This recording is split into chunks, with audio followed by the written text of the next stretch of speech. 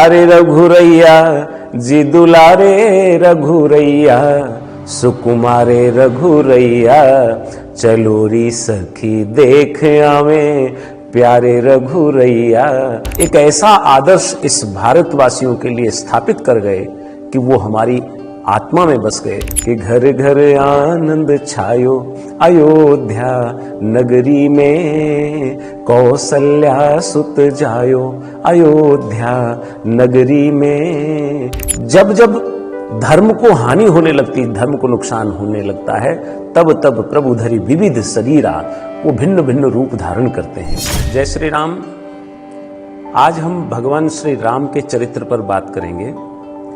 देखिए, ये राम जी का चरित्र है, ये बड़ा अद्भुत है और श्री राम भारत की आत्मा है और हम सबके आदर्श हैं। असल में राम कथा जो है, राम जी का जो चरित्र है, हमारे लिए मर्यादा का मार्ग प्रशस्त करता है। हमारे जीवन में कैसा हमारा लोगों के साथ व्यवहार हो, ये श्री राम जी का चरित्र हमें सिखाता है। इसीलिए कहा है कि हमें निज धर्म पे चलना सिखाती रोज रामायण, सदा शुभ आचरण करना सिखाती रोज रामायण। तो ये रामायण जिसके पात्र श्री राम, और अभी हाल ही में चूंकि नवरात्रि चल रहे हैं और रामनवमी आने वाली है, ऐसे में प्रभु श्री राम का उत्सव पूरे भारतवर्ष में ही नहीं विश्व में मनाया जा रहा है। जहां जहां भी सनातनी लोग रहते हैं और जिनकी श्री राम के प्रति आस्था है, भक्ति है, वो प्रभु श्री राम का जन्मोत्सव बड़े धूमधाम से रामनवमी के दिन मनाने वाले हैं। श्री राम जिनका जन्म के लिए कहा है कि श्री राम का जन्म अवधपुरी में हुआ। असल में ये अवधपुरी एक ऐसी भूमि है, देखिए, जिसकी सीमा होती है उसको तो पृथ्वी अपनी तरफ खींच ही लेती है, गुरुत्वाकर्षण का सिद्धांत है। लेकिन जिसकी सीमा नहीं हो उसको भी खींचने की सामर्थ्य यदि किसी में है तो वो अवधपुरी में है, अयोध्या की भूमि में है। और जिनको असीम कहा है, ऐसे प्रभु श्री नारायण राम रूप में यहां पर पधारे और एक ऐसा आदर्श इस भारतवासियों के लिए स्थापित कर गए कि वो हमारी आत्मा में बस गए, इस भारत की आत्मा में बस गए। कहते हैं कि भगवान का जो अवतार है ना, वो अवतार धर्म की स्थापना के लिए होता है। और जब जब धर्म को हानि होने लगती, धर्म को नुकसान होने लगता है, तब तब प्रभु धरि विविध शरीरा, वो भिन्न भिन्न रूप धारण करते हैं। और इसी कड़ी में त्रेता युग में राम के रूप में अवधपुरी में आपका प्राकट्य हुआ।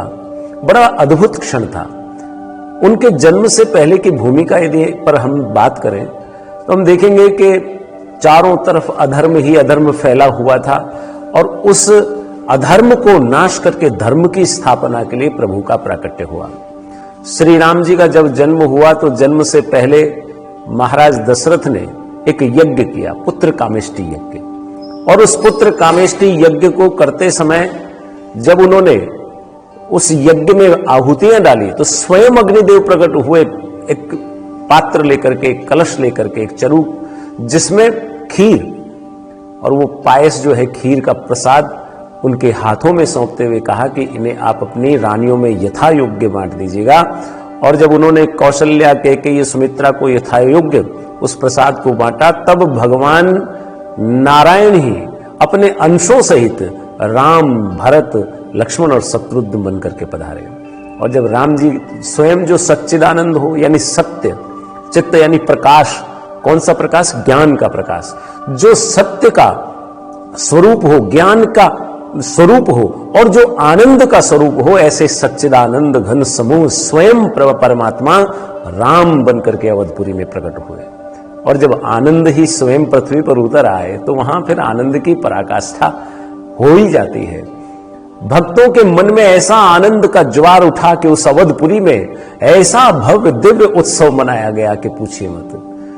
और लोग बड़े भाव से गाने लगे कि घर घर आनंद छायो अयोध्या नगरी में, कौशल्या सुत जायो अयोध्या नगरी में, घर घर आनंद छायो। अर्थात राम जी के जन्म पर न केवल अवधपुरी के महलों में आनंद बरस रहा था, अपितु घर घर में आनंद उत्सव मनाया जा रहा था। राजा ने अपना सब कुछ लुटाने की जैसे ठान ली हो, सबको कुछ न कुछ दिया लेकिन अवधपुरी के लोग भी बड़े महान हैं, उन्होंने भी अपने पास नहीं रखा, उन्होंने दूसरों को बांट दिया। हर घर घर में मंगलाचरण हो रखा है। कहते हैं कि सींच सुगंध गली चौके आंगन गृह गली बाजार, यानी गलियों को सुगंधित द्रव्यों से सींच दिया गया। घर घर में मंगलाचरण हो रखा है, घर घर में उत्सव मनाया जा रहा है। तो ऐसे मेरे आराध्य श्री राघवेंद्र सरकार का प्राकट्य उत्सव उस अवधपुरी में देखते ही बनता था।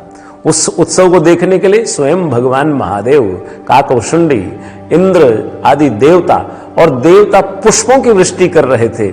ऐसा उत्सव, और उस उत्सव को देखने के लिए अयोध्या की महिलाएं तो ऐसे सोचती थी कि हम भी चल करके उन रामलला के दर्शन करें, और वहां जाने के लिए वो बड़े भाव से एक दूसरे से सखियां आपस में बात करती है।